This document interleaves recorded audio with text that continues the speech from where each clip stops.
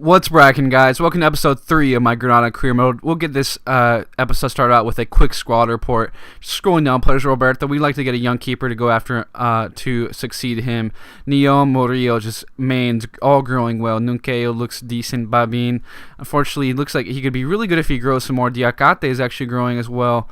And Fouquier, if he grows even more, he could be like a 76 probably. I'm not sure his potential, but he could be really great, I would say. Itura's unfortunately going down.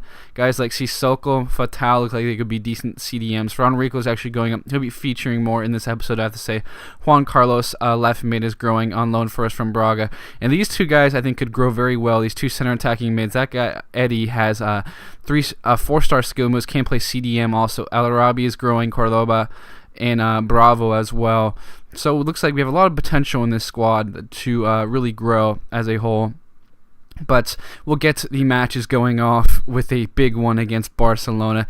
Look at their squad. It looks like they even have some rotation, but they still have some quality in there with Neymar, Messi, Pedro, Rakitic, Sergio Roberto, Busquets, Alba, Mascherano, Piqué, and Abiles Montoya, and Bravo in goal. So we actually going to just play really defensive. I have to say 5-4-1, modified a bit with El Arabi as a cam, Itura. Then we have Nunkeu and Murillo and Mains in at center back with our usual. Other than that, it's basically the usual lineup per se. But really, Roberto was tested right away in this matchup. We see, however, they're going to break through. Montoya to Messi right there. Unfortunately, looked like Fouquier was pinched in really narrow and just exploited that really easily, going wide and sending it across in. Usually don't see too many headed goals from Messi, but, it's point-blank range. And, of course, he'll score that any day.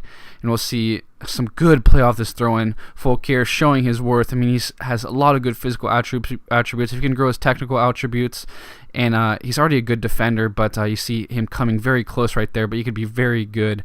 And you'll see Messi, just a one-time finish. He's going to score that. I mean, basically 99 out of 100 times. And look at this again. Messi coming in. Come on. I mean, how is he going to win that header?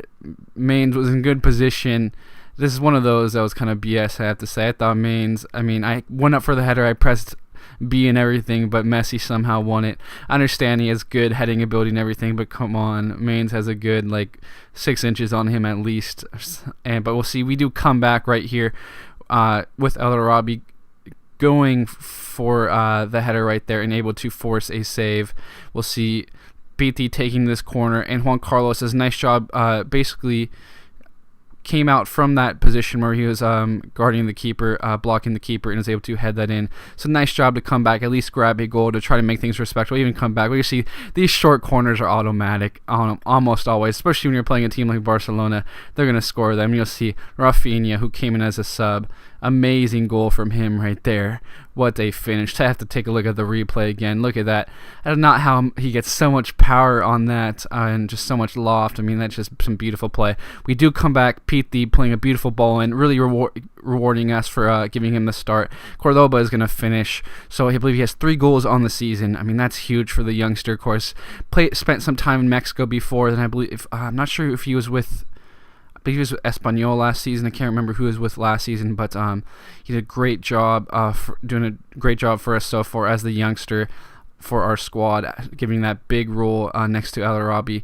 So we lose that, but it's kind of expected. But we are going to lose El Arabi in this match right here. He's going to be able to still be on the bench. He has a little bit of knock, but unfortunately he won't be starting. But Malaga here with a 4-2-3-1. Of course, some good quality players like Duda. Definitely want to look out for them. But this is really a team we want to beat if we want to be in that mid-table position the board wants us at. So you're going to see we're going to have we're going to have Rico in that central midfield position as a box-to-box. Now we're going to have Ricky and Cordoba up top. Juan Carlos, Pitti, Fouquier, Mains, and Murillo in the center of the pitch, with Neom, of course, and Roberto in goal. You see, this was really not the greatest of match. It was an ugly match.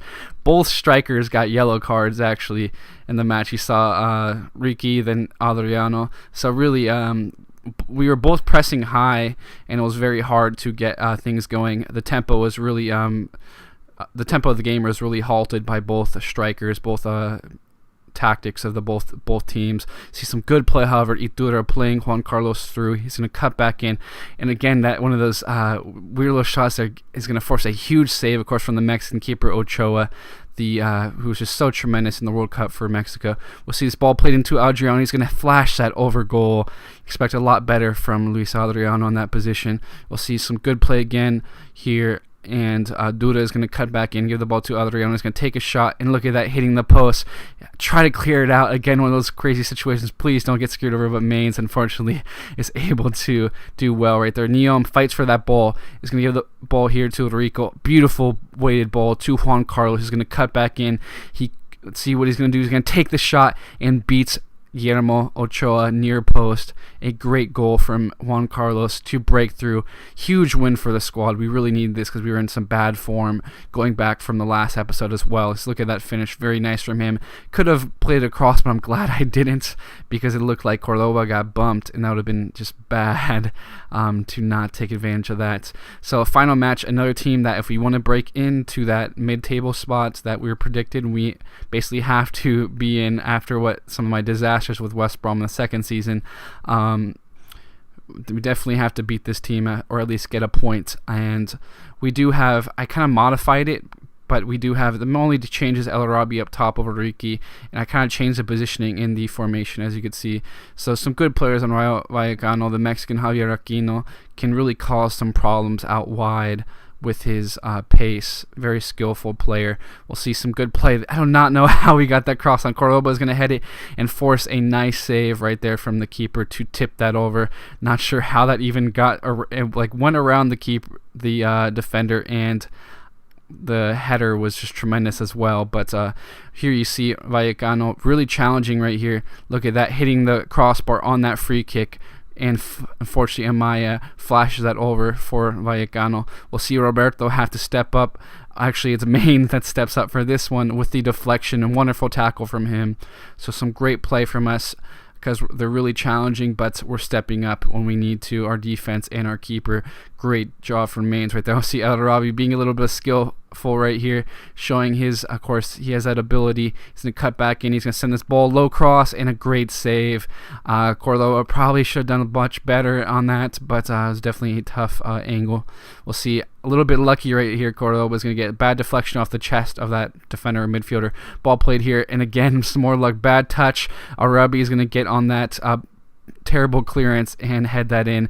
That's great for El Arabi, though. He has not scored a goal yet, but he's done very well in build-up play. He's been kind of more of a trequartista, making things happen, but we really want him to score some goals for us as well, because he really is our best player, basically.